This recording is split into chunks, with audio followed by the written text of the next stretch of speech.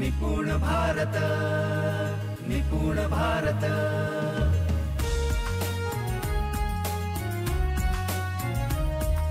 निपुण भारत, निपुण भारत।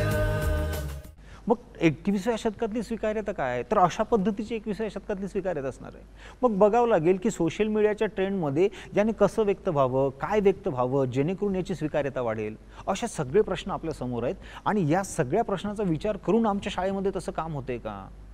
व्हॉट्सअपचा स्टेटस किंवा फेसबुकवर कसं व्यक्त व्हायचं? फेसबुक जे म्हटले की हे जग एक घर असेल किंवा वसुदेव कुटुंबकम, तर फेसबुक एक पेज आहे आणि त्या पेजवर तुम्ही आम्ही सगळे आहोत आणि जगातले सगळे लोक येऊ शकतात। याचाच अर्थ जे पूर्वजांनी सांगितलं ते आता घडताना दिसतंय। मग आता जर ते घडत असेल तर या जगातला वावरणारा युवक कसा पाहिजे, त्याची स्वीकार्यता कशी पाहिजे, हा आपल्या समोरचा प्रश्न नसायला पाहिजे का? नक्कीच हाच आपल्या समोरचा प्रश्न असायला पाहिजे।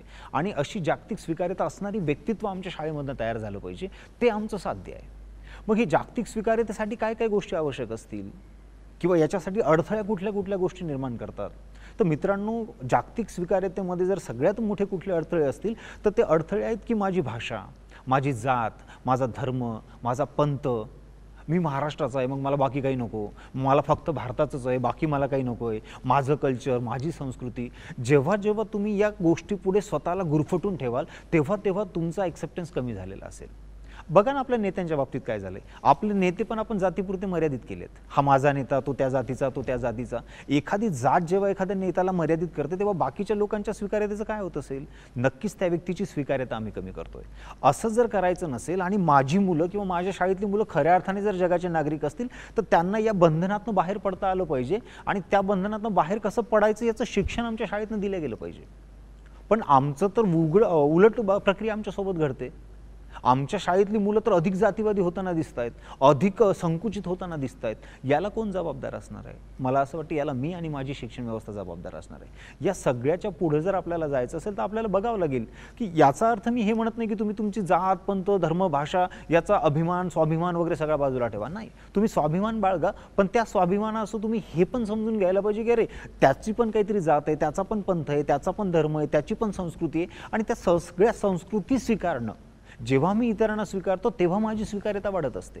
तर स्वीकारणे याचा अर्थ तुम्ही त्याचं उत्तरदायित्व घ्या किंवा त्या पंथामध्ये सामील व्हा असा त्याचा अर्थ नाही। याचा अर्थ आहे की तुम्ही तुमच्या धर्माच्या अभिमानासह त्याच्या धर्माचा पण स्वाभिमान आणि त्याला पण तुम्ही स्वीकारा। इतरांचे कल्चर तुम्ही स्वीकारा याचा अर्थ तुम्ही ते समजून घ्या।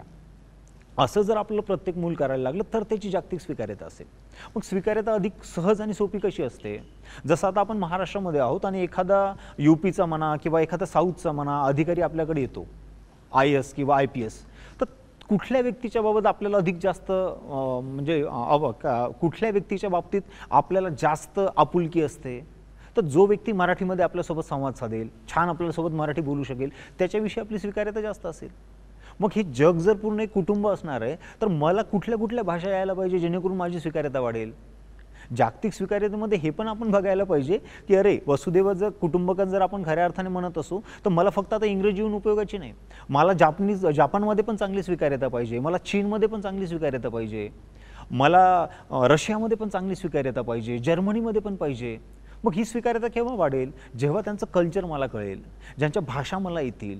आता आपल्यापैकी एखाद्याला जापनीज येते आणि तो जर जापानमध्ये गेला तर जापनीज येते त्याला जास्त स्वीकारलं जाईल की मला जास्त स्वीकारलं जाईल? तर याचाच अर्थ ज्याला जापनीज येते त्याला स्वीकारलं जाईल। मग आता आपल्या NEP-मध्ये पण म्हटलंय की आमच्या मुलांना खूप साऱ्या भाषा आल्या पाहिजे, फन लँग्वेज म्हणून पण तो शिकला पाहिजे। मग असं करायचं असेल तर काय करावं लागेल? असं करायचं असेल तर आमची जागतिक स्वीकार्यता वाढायची असेल तर आमच्या मुलांनी वेगवेगळ्या भाषा शिकल्या पाहिजे।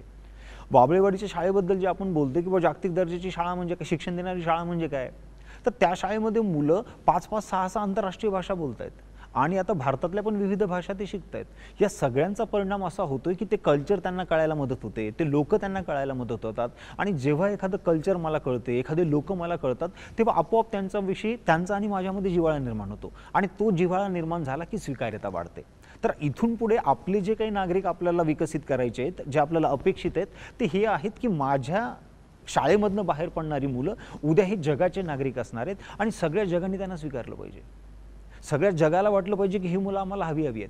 असं जेव्हा वाटायला लागेल तेव्हा खऱ्या अर्थाने आम्ही जागतिक स्वीकार्यता असणारे नागरिक विकसित केलेत. आणि हे आपण केव्हा शक्य झालं असं म्हणू, जसं आता तुम्ही लेटेस्ट उदाहरण बघता की अमेरिकेची उपराष्ट्रपती भारतीय वंशाची आहे. इंग्लंडमध्ये आता निवडणूक होऊ घातली आणि तिथे पंतप्रधान पदाचा उमेदवार जो जिंकेल अशी शक्यता पण आहे, तो पण भारतीय वंशाचा आहे. असे 10-12 देश आहेत की जिथे उच्च पदावर लोकप्रतिनिधी म्हणून पण भारतीय लोक बसलेले आहेत. त्यांना का स्वीकारलं जात असेल, तर त्यांनी तिथलं कल्चर, तिथली भाषा, तिथली संस्कृती स्वीकारली आणि मानव म्हणून ती स्वीकारली. एकदा जेव्हा आम्ही मानव म्हणून ह्या सगळ्या गोष्टी करायला लागतो तेव्हा ते जागतिक स्वीकार्यता होते. मग जेव्हा भारताने म्हटलं की वसुदैव कुटुंबकम किंवा भारत हा सांस्कृतिकरित्या सगळ्या जगाचं नेतृत्व करू शकतो, तर ते नेतृत्व करण्याची संधी आपल्याला यामधनं असेल. आम्ही जेव्हा जागतिक स्वीकार्यता म्हणतो किंवा जागतिक स्वीकार्यता निर्माण करणारे नागरिक आमच्या शाळेमधनं निर्माण होतील, तेव्हा काय चित्र दिसेल, तर आता 10-12 देशांमध्ये उच्च पदस्थ भारतीय आहेत. इथून पुढे आमची जापनीज शिकणारी मुलं जपानमध्ये जातील, चायनीज शिकणारी चीनमध्ये जातील, जर्मन शिकणारी जर्मनीमध्ये जातील, काही फ्रान्स जातील, अशा वेगवेगळ्या देशामध्ये ही मुलं जातील. 2-3 पिढ्या तिथे राहिल्या की पुढचा भारत असा दिसेल की त्या देशाचे टॉपचे नेते हे भारतीय असतील. आणि मग तेव्हा आपण खऱ्या अर्थाने म्हणू की वसुदैव कुटुंबकम हे भारतीय लोकांचं कुटुंब आहे. आणि तेव्हा आम्ही खऱ्या अर्थाने म्हणू की जागतिक स्वीकार्यता निर्माण झालेले नागरिक आम्ही केलेले आहेत. आणि हे सगळं होऊ शकतं जेव्हा आम्ही या अप्रोचने शिक्षण द्यायला सुरुवात करू. तर माझा नागरिक किंवा माझा मुलगा फक्त पुण्यात राहील, फक्त मुंबईत राहील, महाराष्ट्रात राहील हा मुद्दा नाही आहे. तो जगाचा नागरिक आहे. आज तो माझ्या शाळेत आहे, पण उद्या कदाचित तो जगाच्या व्यासपीठावर असणार आहे.